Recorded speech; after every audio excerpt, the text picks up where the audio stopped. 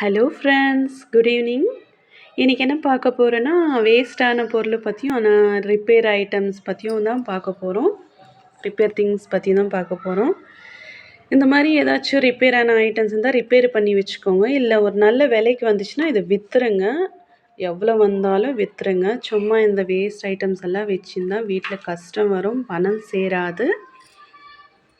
Remote இருந்துச்சுன்னா அதை shell போட்டு யூஸ் ஆகிற மாதிரி வச்சுக்கோங்க.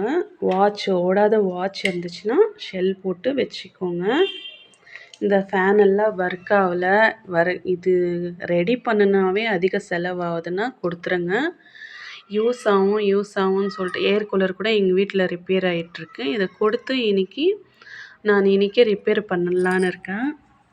எதுவும் ஃபேனு ஐரன் பாக்ஸ் முடிஞ்சால் பார்க்குறேன், இல்லைன்னா போட்டு புதுசு வாங்கலான்னு இருக்கேன்.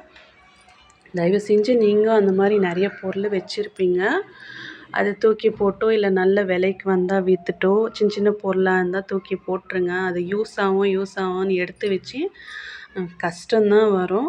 அதனால் அது ட்ரை பண்ணி பாருங்கள். ட்ரை பண்ணிவிட்டு எனக்கு கமெண்ட் பண்ணுங்கள். ரிலாக்ஸாகவும் இருக்கும், தூக்கி போட்டுறதுனால ஸ்பேஸும் கிடைக்கும்.